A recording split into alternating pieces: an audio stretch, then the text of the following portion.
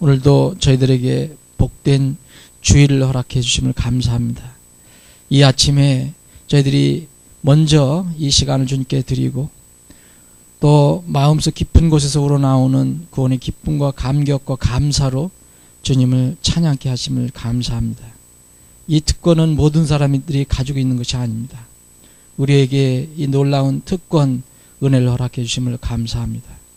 오늘도 하루 종일 이 기쁨으로 주님을 경배하기를 원합니다. 주 예수 그리스도의 이름으로 모이는 이 모임을 주님께서 주장해 주시고 이 모임을 통해서 영광 받아 주옵시고 저희들은 주님께서 예비하신 그 은혜를 풍성히 누리는 하루가 되게 하여 주옵소서. 잠시 말씀을 살펴볼 때도 주님, 이 성경의 저자이신 주님께서 저희들 깨우쳐 주실 건 깨우쳐 주시고 또 필요한 지식 좀 넣어 주시고 그것들이 우리의 생명의 양식이 되게 하여 주옵소서. 거룩하신 예수님의 이름으로 기도합니다. 아멘. 찬송 한 장 더 드립니다. 311장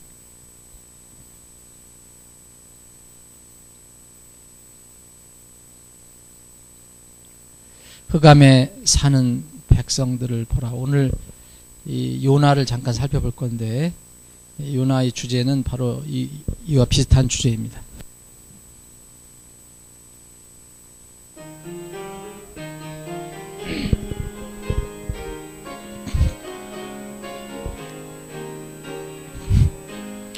흑암에 사는 백성들을 보라. 수많은 혼들 멸망하겠네. 그 누가 갈까 주의 복음 들고 생명을 구원하는 곳으로. 큰 권세 주께 있으니 큰 권세 주께 있으니 너는 가서 주의 복음 전하라. 주 건너 항상 지키리라. 구원의 문은 넓게 열렸으니 십자가 군병 일어나거라. 너희의 힘을 하나로 뭉쳐서 죄악의 쇠사슬을 끊어라. 큰 권세 주께 있으니 큰 권세 주께 있으니 너는 가서 주의 복음 전하라. 주 건너 항상 지키리라. 왜 너는 멸망길을 가려느냐. 음성 듣고 응답하여라. 널 구원하려 예수 죽었으니 생명의 이 복음을 전하라. 큰 권세 주께 있으니 큰 권세 주께 있으니 너는 가서 주의 복음 전하라. 주 건너 항상 지키리라. 온 천하 만민 승리의 그날에 영광과 찬송 주께 드리네. 속죄함 입어 구원받았으니 기쁘게 할렐루야 부르세. 큰 권세 주께 있으니 큰 권세 주께 있으니 너는 가서 주의 복음 전하라. 주가 항상 지키리라. 아멘. 자, 오늘 요나를 보기 전에 지난주에 오바댜 뒷부분을 시간 관계에서 잠깐 마무리를 못했습니다. 그분을 보고 오늘 그 요나를 보겠습니다.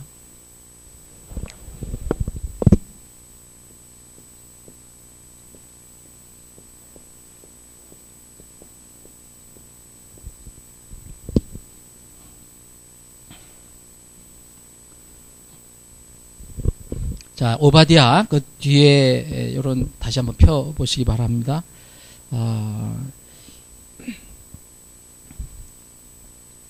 오바댜의 3절 제가 읽고요.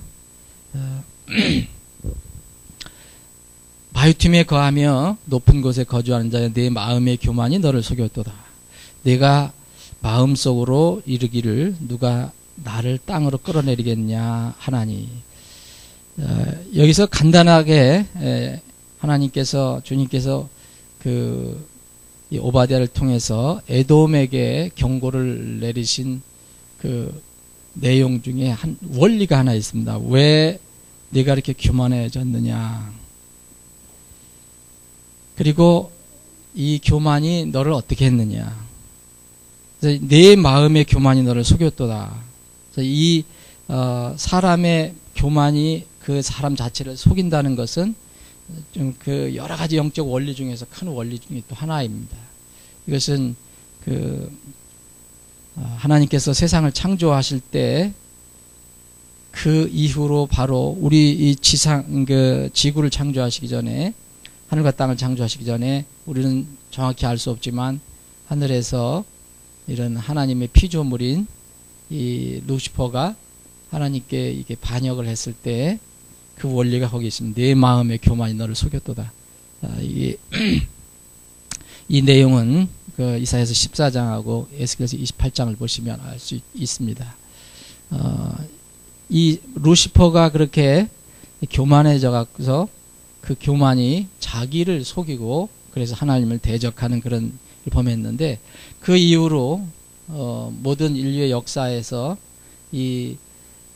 그 사람의 마음의 교만이 그 사람을 패망케 하는 일이 수없이 일어나고 있습니다. 지금도 여전히 이 원리는 변함이 없습니다. 그래서 우리가 교만이 왜 무서우냐 하면은 우리 눈을 어둡게 하고 우리를 속이기 때문입니다. 저는 우리 자신들 스스로도 늘 이렇게 잘 살펴보고 두려워해야 할 이유는 뭐냐면 제가 참 겸손한 분이다, 겸손한 사람이다, 이렇게 믿는 분들도, 그런 분들이라고 이렇게 생각하는 분들도 어떤 때 보면 말하는 거 보면 정말 이렇게 걱정이 되는 부분이 있을 수 있습니다. 근데 본인들은 잘 모르는 거예요. 저도 마찬가지일 겁니다. 저도 모르는 사이에 그런 것이 이제 비춰질 수 있을 것입니다. 정말 겸손한 분인데 어떤 그 다른 사람들의 이런 것에 대해서 평가하고 그러는 거 보면 참 이렇게, 야, 이게 사람이라는 게 참 묘하구나. 이게 무서운 교만. 그래서 교만이 우리를 속인다는 겁니다. 다른 게 속이는 게 아니고, 우리 마음 속에 외부에 있는 것들이 우리를 속이는 게 아니고 사실 우리 마음 속에 있는 것들이 우리를 속이기 시작합니다. 굉장히 중요한 그 원리가 있습니다. 에돔이 심판받은 그 이유가 교만이라는 걸 지난주에 이제 살펴봤는데, 개인이든 어떤 단체든 국가든 정말 그 교만이 그 개인의 눈을 어둡게 하고 또 어떤 국가나 단체를 속여서 패망을 하게 합니다. 자, 15절 보겠습니다. 주의 날이 모든 이교도들을 위해 가까이 이르렀도다. 내가 행한 대로 지리니 너에 대한 보호 머리로 돌아가리라. 이 오바댜는 지금 21절밖에 안 된 가장 그 대언서 중에서 가장 짧은 건데, 어떤 면은 영적인 큰 원리 중에서 최소한 2개가 여기 원리가 있습니다. 그러면 이 오바댜 1장 15절에 있는 이 원리는 무슨 원리입니까? 이것은 이제 신약에서도 잘 설명이 되어 있는 겁니다. 이거는 이 창세기에서부터 계속 되는 건데, 이건 만고의 진리입니다. 어떤 경우 믿는 사람이든 믿지 않는 사람은 다 해당됩니다. 여기는 뭐냐면 네가 행한 대로 내게 이루어지리니 너에 대한 보응이 내 머리로 돌아가라. 쉽게 얘기하면 심은 대로 거두는 영적인 법칙입니다. 원리입니다. 이것에 갈라디아 6장 7절에 보면 속지 말라 그랬죠. 속지 말라. 하나님은 조롱당하지 아니하시느니 사람이 무엇을 심든지 그대로 거두리라. 자, 심는 대로 거둡니다. 그래서 이걸 속지 말라라고 얘기합니다. 자, 교만이 사람의 마음을 속인다 그랬죠. 어둡게 한다 그랬죠. 그런데 우리가 또 하나 속을 수 있는 것은 우리가 심고 다른 것을 기대하는 거. A를 심고 B를 기대하는 경우가 있습니다. 하나님께서는 그대로 심은 대로 주신다는 거예요. 그거를 하나님께서 열매를 더 많이 거둬주시는 것은 있을 수 있지만 콩을 심고 팥을 기대하면 안 된다는 거죠. 근데 우리는 흔히 그렇게 합니다. 그래서 행한 대로 내게 이루어진다. 보응이 내 머리로 돌아간다는 것은 심은 대로 거두는 그런 법칙인데 예레미야 대언, 눈물의 대언자 예레미야 대언자도 이런 그 원리를 얘기해 줬습니다. 여러분들 잘 아시는 구절입니다. 제가 한번 읽겠습니다. 예레미야 17장 9절 10절에 보면 마음은 모든 것보다 거짓되고 극도로 사악하니 누가 그것을 알 수 있으려. 그래서 아까 마음이 이 사람의 마음에 있는 교만이 사람을 속인다고 그랬습니다. 가장 사실 중요한 게 마음입니다. 교만은 외부에서 이렇게 나오는 것이 아니고 내 안에 마음에서 일어나는 겁니다. 이 가장 무서운 거예요. 그런데 마음은 모든 것보다 거짓되다. 극도로 사악하다. 누가 그것을 알 수 있느냐. 그런데 아시는 분이 있다. 하나님입니다. 그래서 나 주는 마음을 살피며 속 중심을 시험하여 사람의 기들과 그 사람의 행위 열매대로 그 사람에게 주느니라. 다시 돌려주신다. 이게 이런 말씀은 참 많이 있습니다. 그 심은 대로 거두는 대법칙입니다. 그리스도인이 이 원리만, 이 원칙만 삶 속에서 그대로 이렇게 적용을 한다면 사실 기본적으로 문제는 해결이 된다고 봐요. 여러 가지 성경에서 가르침이 많지만, 그래서 하나님께서 나중에 이제 두 가지 큰 심판을 하시는데, 우리가 두 번 심판받는다는 게 아닙니다. 우리는 구원받은 그리스도인들은 그리스도의 심판석에서 심판을 받게 하고, 또 구원받지 못한 사람들은 크고 흰 대왕자 백보자 심판에서, 백왕자 심판에서 심판을 받게 합니다. 거기도 다 보면 그 두 가지, 그 그리스도의 심판석에서도 마찬가지고 그 대백왕자 심판에서도 마찬가지입니다. 원리는 그 행위대로 갚아준다는 거예요. 행위대로. 우리는 행위대로 구원받지 않았습니다. 우리는 절대로 행위 때문에 우리 구원 여부가 결정되지 않습니다. 우리는 은혜로, 하나님의 은혜로 구원을 받았습니다. 그러나 그리스도의 심판석은 구원받은 사람들이 모이는 곳이기 때문에 거기에는 은혜로 그 자리에 누구든지 다 설 수 있습니다. 믿음으로. 그런데 그 평가를 받을 때는 은혜로 받는 거 아닙니다. 거기는 반드시 심은 대로 거두는 법칙을 적용합니다. 자, 그 고린도후서 4장 10절에 보면 그 그리스도의 심판석에 관한 5장 10절입니다.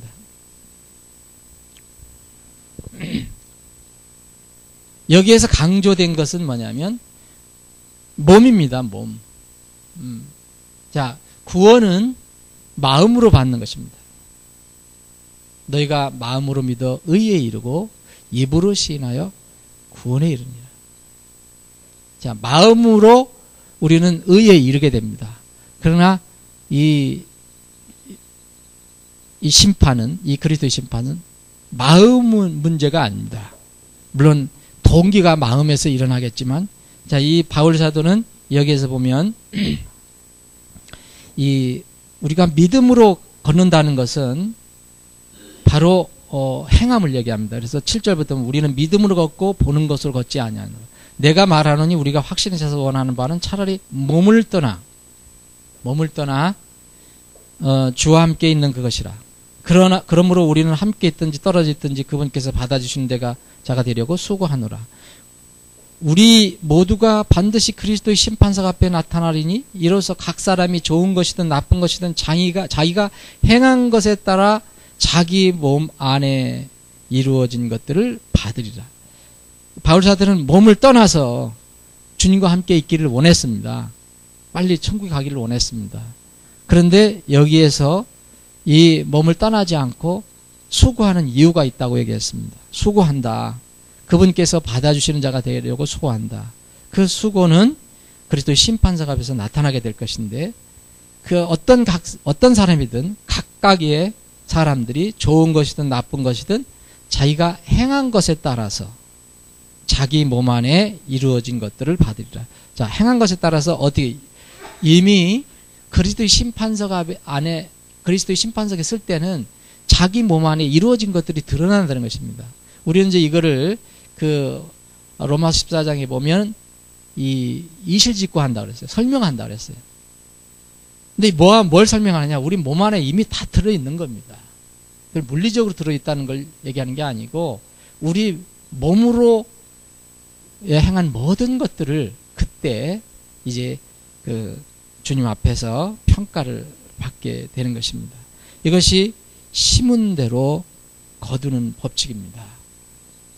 이 오바댜가 에돔을 심판하는 그런 하나님의 말씀을 대언할 때 바로 그 원리를 짧지만 그 원리를 설명해 주었습니다.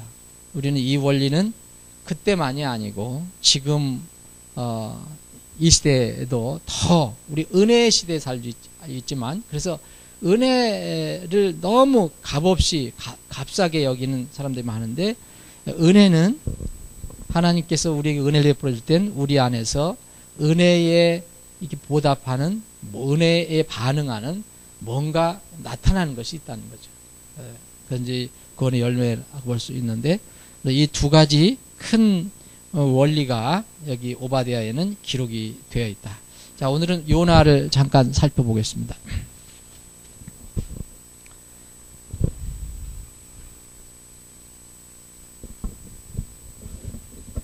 자, 요나는 이 구약 성경 39개 성경 중에서 32번째입니다. 이제 얼마 몇 가지 남지 않았습니다.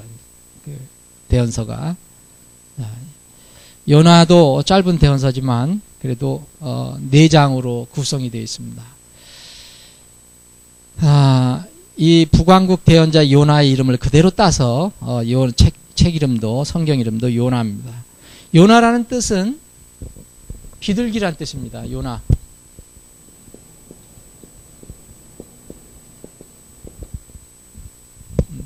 요나라는 이름 자체가 비둘기란 뜻입니다. 이 왜 비둘기라고 이렇게 이름이 지어졌는지 저는 정확히 모르겠지만 이제 4장을 이렇게 살펴보면 이 요나가 4장인데 요나가 주인공이잖아요. 요나서가 4장으로 되어 있는데 다 장마다 요나의 그 위치, 그러니까 장소 개념이 나옵니다. 장소 개념. 그러니까 요나가 이름이 비둘기인데 비둘기가 이리 날아다니고 저리 날아다니고 이렇게 하는 그런 어떤 의미가 있지 않나. 어떤 장소의 개념이 있어요. 여기에 이 4장에 보면 다. 자, 그 수신자는 이스라엘 백성인데 이게 요나는 사역 대상이 이스라엘 사람은 아닙니다. 이스라엘 사람은 아닌데 이스라엘이 아니고 니느웨지요, 니느웨. 그런데 이 수신자는 이 성경이 왜 쓰여졌느냐면 이스라엘 백성에게 주신 겁니다. 그러니까 우리는 선민이다.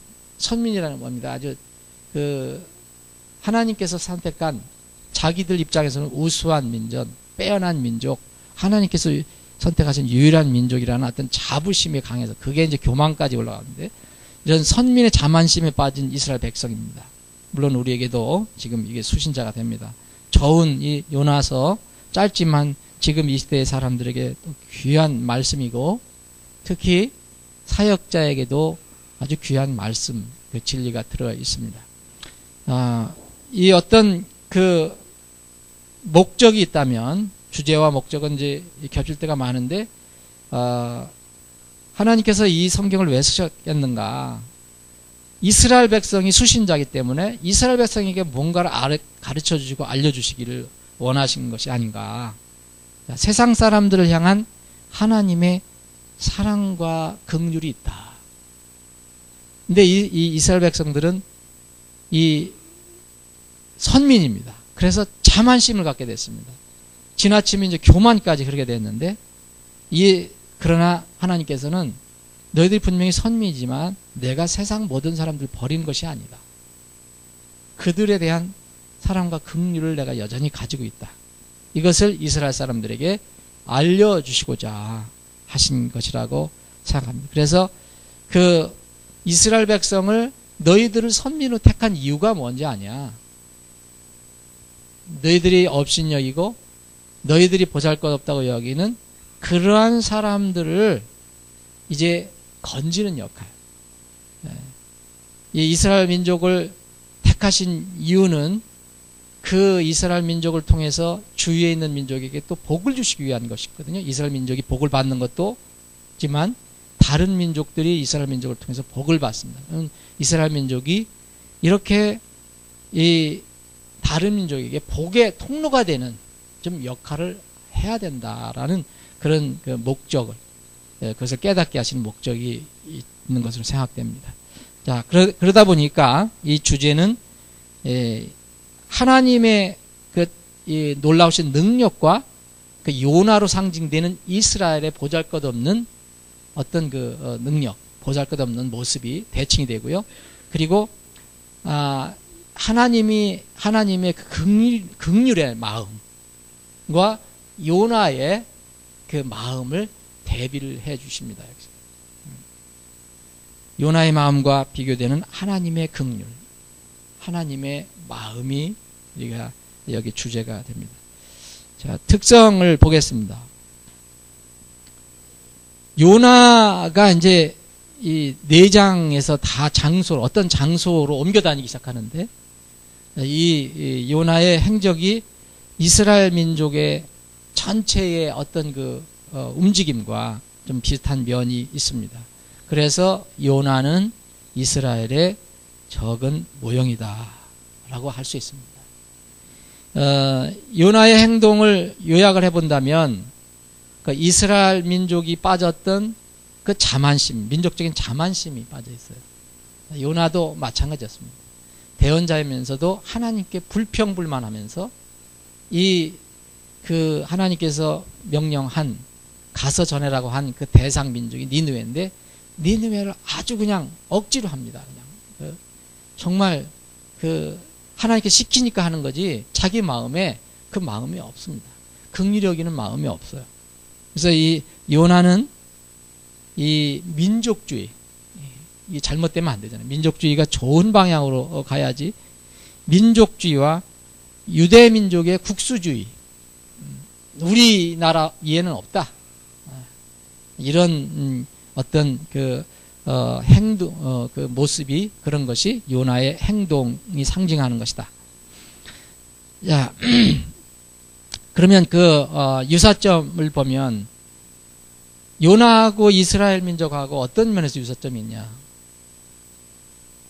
세계 선교를 위해서 부름받은 것 같습니다. 요나도 그렇게 해라 그랬고요. 자기 민족에 대해서 얘기한 게 아니고. 근데 이스라엘 민족도 사실은 자기 민족을 왜 하나님께 세우셨느냐, 이스라엘 민족을, 주위에 있는 이 민족들이 이 선민을 보고 하나님을 알게끔 하는 것입니다. 그런데 이 이스라엘 민족은 요나처럼 거절을 하죠. 여러분들 그 대언서 이 앞에 우리가 길게 본 것들을 보면 이스라엘 민족 자체는 이 다른 민족들을 업신여기고 또 대언자들은 가서 했지만 그 이스라엘 민족 전체는 이런 것들을 신실하게 감당하지 않았습니다. 요나는 여기서 공식적으로 여기 1장에 보면 하나님의 명령을 거부합니다. 그 벌로 징계를 받습니다. 그러다가 또 회복이 됩니다. 이거 이스라엘 민족하고 참 비슷한데, 요나가 결국은 나중에 이제 끝내 이제 가서 선교를 합니다. 니느웨에 가서 선교를 합니다. 여기 니느웨에 아주 자세히 설명 안 나와 있지만 이제 예수님께서 나중에 인용을 하시거든요. 그러면은 거기 니느웨에 있는 수많은 사람들이 회개를 하고 많은 것을 굉장히 강조를 많이 하십니다. 그걸 보면 이제 요나가 이제 그 니느웨에 가서 선교를 해서 그 니느웨를 이렇게 살리게 되는데, 이스라엘도 역사적으로 어땠냐? 지금은 눈멀고 거부하고 고집센 상태에 있지만 계시록을 읽어보면 우리는 그렇다고 우리가 믿게 되는데, 마지막에 보면 이스라엘 12지파에서 12,000명씩 14만 4천 명이 이제 선발되고 그 사람들이 이제 마지막에 복음을 전하게 됩니다. 이런 것을 보면 좀 유사한 그런 것이 있습니다. 자, 가깝게는 이스라엘의 첫 이제 그 예루살렘의 첫 교회가 세워졌습니다. 이 지상에서 첫 교회가 예루살렘 교회입니다. 예루살렘 교회는 주로 유대인들로 구성되어 있었는데, 이스라엘 민족으로 구성되어 있었는데, 이 이스라엘 민족으로 구성된 교회에게 주신 그 가장 큰 사명은 뭐냐면 복음을 전하라는 겁니다. 너희들끼리만 모여있지 말고 복음을 전해라.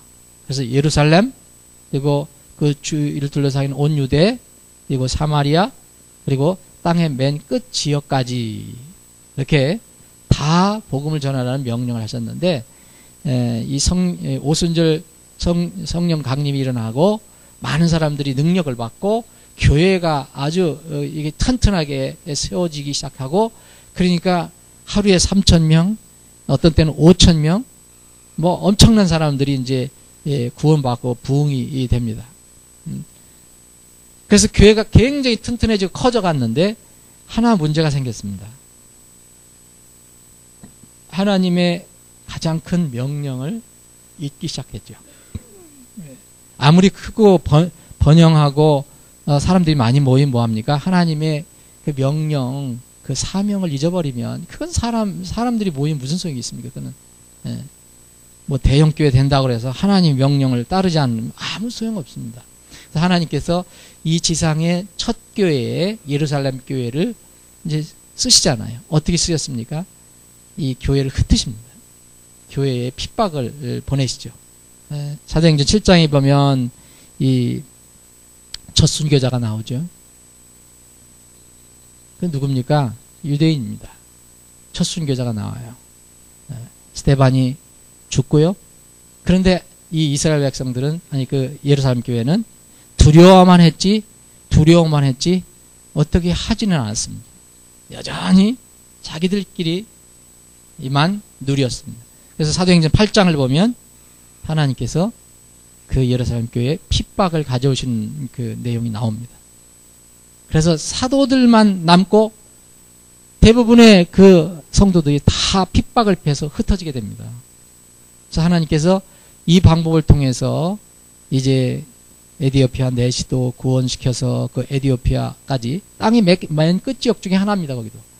거기도 복음을 전하게 하시고, 그래서 이 요나는 바로 이러한 이스라엘의 어떤 모습을 요나를 통해서 볼 수가 있습니다. 그 모습을 우리에게 보여줍니다. 자, 요나로 대표되는 이스라엘은 세상의 빛이 되고 또 이방인들에게는 하나님의 축복을 전달하는 그런 매개 역할을 해야 된다. 그래서 이방인들을 축복하기 위한 통로로 부르심을 받은 사실이 있는데 이것을 망각한다는 거죠. 망각했습니다. 여러분 아까 말씀드린 대로 아브라함을 부르셨을 때 아브라함만 복을 주신다고 말씀하시지 않았습니다. 아브라함을 통해서 그 아브라함 당연히 복을 받고 아브라함을 통해서 다른 민족도 주님께서 복을 주시기를 원하셨습니다. 그래서 아브라함 안에서 다른 가족들이, 다른 민족들이 복을 받을 것이다 라고 말씀하십니다. 이 주제는 이사야 대언자도 말했고 또 예수님께서도 말씀하셨고, 우리가 이제 요한복음 지금 공부하는데 수요일날 그 예수님이 유대인이라는 것을 발표하십니다. 말하십니다. 구원은 유대인에서 나오지 사마리아에서 나오지 않습니다. 그러면 유대인들이 구원이 유대인에서 나오면은 어떻게 할 거냐? 사마리아를 무시할 게 아니고 그들에게 구원을 베풀어야 한다. 전해야 한다.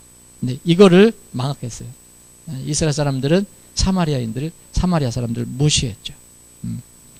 바울 사도도 로마 교회에 보낸 그 로마서에서 보면 이 사상이 뚜렷하게 나옵니다.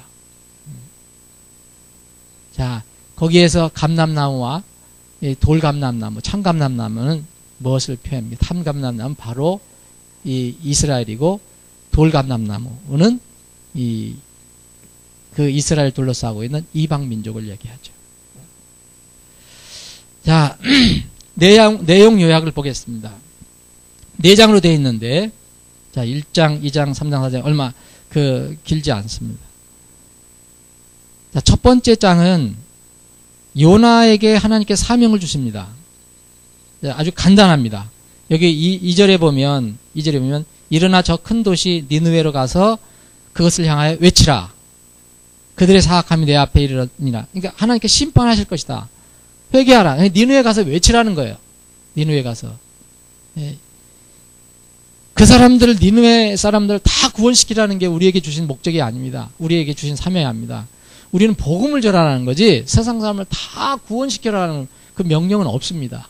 그건 우리가 해야 될 게 아닙니다. 그건 우리의 주권에 들어가 있지 않습니다. 우리가 해야 될 것은 가서 전하는 것입니다. 예. 니느웨에 가서 소리를 지르라는 거죠. 예. 그것이 이제 하나님의 명령입니다. 그런데 바로 보면 요나는 불순종합니다. 그래서 요나의 사명과 불순종이에요. 그런데 장소 개념으로 한번 본다고 했습니다. 1장은 이 요나가 어디에 있느냐? 있어야 하지 않아야 할 때 얘가 가 있습니다. 어디가 있습니까? 배 안에 있습니다. 배 안에 있는 요나. 1장은 배 안에 있는 요나. 두 번째 장에는 이제 그 내용을 아시겠지만 요나가 이제 불순종해서 하나님께서 이걸 다루시잖아요. 하나님 계획은 요나를 통해서 니느웨에게 가서 복음을 선포하시는 건데 니느웨가 고집을 피우고 불순종한다고 하나님 계획은 흩어지지 않습니다. 요나 외에 다른 사람들을 쓰실 수 있고 요나를 완전히 변화시켜서 쓰실 수도 있고 근데 요나를 어떻게 하나님께서는 다른 사람도 쓰실 수 있지만 하나님께서는 어떻게 택하시냐? 요나를 그냥 쓰시되 이 불순종하고 고집스러운 요나를 어떻게 합니까? 이제 순종하게끔 하시죠. 그래서 이 바다에 이게 집어 던져지는 이런 어려움을 당합니다. 그래서 요나 이제 기도를 하잖아요. 요나가 2장에서 기도를 하는데 어디서 기도를 합니까? 이제 장소가 바뀝니다. 있어야 하지 말 때 가 있는 거예요. 가라 했으면 니느웨에 가 있어야 되는데 배 안에 있다가 이제 두 번째는 물고기 뱃속에 있는 요나입니다. 자, 이제 여기서 뭔가 깨달음이 있습니다. 그래서 요나가 이제 순종을 합니다. 3장은 그래서 순종한 모습입니다. 그래서 어디가 있습니까? 순종은 다 하나님께서 니느웨로 가라 했으니까 배도 아니고 물고기 뱃속도 아니고 그것은 니느웨로 가게 하기 위한 하나님의 계획이죠. 세 번째 3장에는 니느웨 성에 있는 시에 있는 시 안에 있는 요나입니다. 근데 잘 전했는데 4장에 보면 재미있는 얘기가 나오는데 요나는 이 이스라엘의 어떤 모습이라고 보시는데 요나는 굉장히 자존심 있는 사람. 그러니까 이스라엘이 왜 나 이스라엘 사람이 왜 저 무식하고 야만인 같은 니느웨에 가서 이거 해야 됩니까? 에? 그래서 그게 발동을 합니다. 폭발을 합니다. 하나님께 불평을 합니다. 정말 왜 나를 이런 걸 시키십니까? 그래서 하나님께 대한 불평이 나옵니다. 그래서 하나님이 이것을 또 다스려 주십니다. 하나님이 책망해 주 교훈을 주시는데 그것이 유명한 이제 박농쿨 교훈입니다. 그래서 어디에 가 있습니까? 이 교훈을 또 얻으려면 요나가 또 변화되려면 하나님께서는 이제 물고기 뱃속에 집어넣으셨다가 다시 한번 이제는 어디에 가게 하시냐면 박농쿨 밑에 박농쿨 아래에 이제 요나가 처하게 합니다. 이유는 이제 그 박농쿨이 금방 이제 말라버리잖아요. 그 뜨거운 그 태양 빛 아래에 있을 때 그 요나가 정말 금방 뜨거운 동풍 때문에 죽기를 원했거든요. 또 금방 죽는 거 차려놨겠다 이렇게 뜨거우면 그래서 그 상황을 이용해서 하나님께서 그 니느웨에 수십만 명이 있는데 이 니느웨의 수십만 명이 복음을 모르고 죽을 수 있다. 근데 너는 내 마음을 좀 그래도 이해하냐? 너는 조금 박농쿨이 이제 그 말라가서 그 햇빛이 내리쬐니까 그것 때문에 넌 죽느니 사느니 하는데, 예? 넌 그것 때문에 죽느니 사느니 하는데, 저기 아무것도 분간하지 못하는 12만 명이나 되는 수많은 그런 니느웨 사람들이 지금 멸망을 당할 판인데, 너는 그들의 그 어떤 사정에 대해서 조금 긍휼적인 마음이 없느냐? 이것이 이제 그 하나님의 가르침입니다. 이 요나서는 하나님께서 결론도 내려지지 않고 뭔가 여운을 남기세요. 요나 4장 11절에 보면 하나님께서 이렇게 질문하시고 끝이네요. 성경은 이걸로 끝납니다. 오른손과 왼손을 분간하지 못하는 자가 12만 명이 넘고 또 많은 가축이 있는 저 큰 도시 니느웨를 내가 아껴야 하지 아니하겠느냐 하시니라. 너 내 마음을 아냐? 이렇게 질문하시고 이 성경은 끝이 납니다. 여운이 있는 그런 이 마무리입니다. 요나 속에 계신 그리스도는 당연히 뭐겠습니까? 여러 가지가 있겠지만 여러분, 요나도 예수 그리스도의 모형이 될 수 있습니다. 요나 여기서 보면 참 불순종하지요? 나중에 불평불만하지요? 뭐 인정머리도 없죠? 이런 사람인데 예수님의 모형이에요. 네, 예수님 모형. 예수님이 나와 같다라고 하는 이 직접적으로 인용한 그 대언자는 요나뿐입니다. 그 많은 대언자 중에서 예수님께서 직접 인용했어요. 그러면 예수님께서 요나가 내 모형이라고 얘기했는데, 예수님은 완전한 하나님이시며 완전한 사람이신데 왜 예수님께서 자신과 이렇게 비교해서 유일한 대언자로 언급하셨느냐? 자, 모형론이 있습니다. 모형론. 모형은 우리가 여러 가지 구약이나 신약에서 여러 가지 주님 외에 다른 사물이나 어떤 사건이나 이런 걸 통해서 그 주님을 더 깊게 알려주시는 그런 것인데, 이 요나가 예수님 모형이란 말이에요. 그러면은 요나가 예수님 모형이라도 모형론은 어떤 한 부분을 얘기하는 것이 전체로 오해하면 안 된다. 예, 전체로 오해하면 안 된다. 여러분, 다윗도 예수님 모형이 될 수 있습니다. 아브라함도 예수님 모형이 될 수 있어요. 이삭도 모형이 될 수 있습니다. 네. 인간 모형은요, 예, 히스기야도 때로는 예수님의 모형이 될 수 있습니다. 그런데 인간 모형은 완전하지 않습니다. 그럼 뭘 얘기해야 되느냐? 여러분, 다윗의 예수님의 모형은 뭘 얘기합니까? 이 목동이었을 때, 정말 신실하고 정직한 목동이었을 때, 그리고 이 신실한 정직한 왕이었을 때지, 뭐 그가 타락하고 그 부인을 수명씩 두고 이런 것들을 예수님 모형으로 생각하면 절대 안 됩니다. 한 부분만 얘기할 수 있습니다. 자, 요나는 어떤 모형이 될 수 있습니까? 요나는 예수님의 모형은 그 요나가 불순종하고 막 고집 피우고 하나님께 불평불만하고 이런 것은 절대 모형이 될 수 없습니다.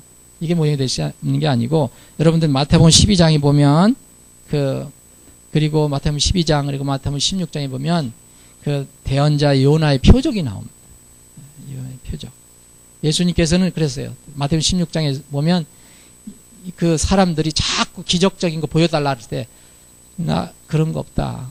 난 요나의 표적 외에는 내가 보여줄 게 없다 그랬어요. 요나의 표적은 뭡니까? 3일 동안 고래 뱃속에 들어가 있던 거예요. 예수님께서 마태복음 12장에 그렇게 얘기했습니다.